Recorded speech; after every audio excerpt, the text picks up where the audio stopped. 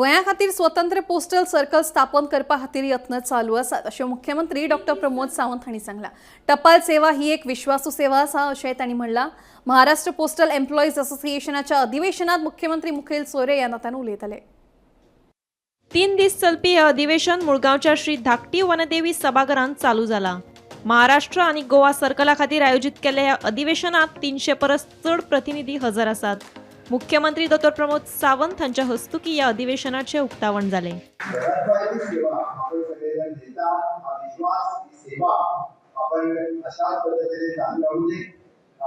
गोव्यामध्ये फक्त पोस्टलचा मी भारतीय मजदूर संघाचे सगळे नेते मंडळी या ठिकाणी आहेत म्हणून मी मुद्दाम सांगेन, कारण गोव्यामध्ये गोवा सर्कल नाही, महाराष्ट्र आणि गोवा सर्कल हा एकच सर्कल आहे, पण तो वेगळा सर्कल व्हावा हा माझा प्रयत्न आहे।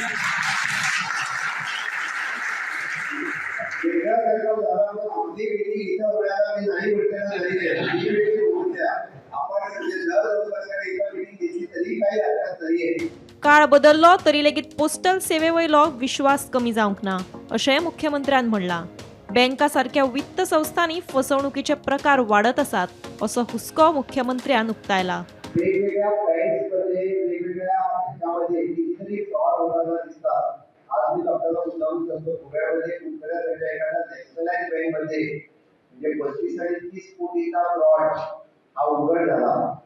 ज्याला बँक मॅनेजर आज आहे गेले 20 दिवस झाले, त्याला बँक मॅनेजर आज आहे 20 दिवस आहे। इस संगठन आज का डेट में सिर्फ देश नहीं विश्व का नंबर 1 ट्रेड यूनियन बनेगा।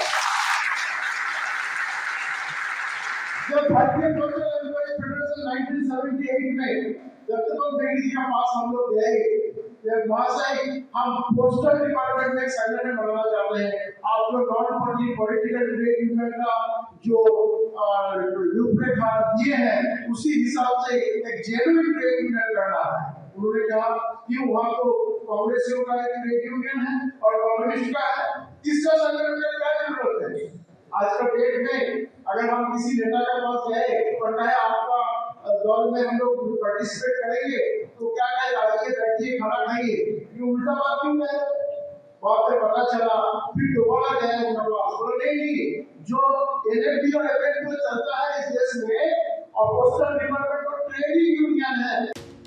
गोमंतक टीव्ही खातीर दिवचलच्यान रिपोर्टर तुकाराम सावंत।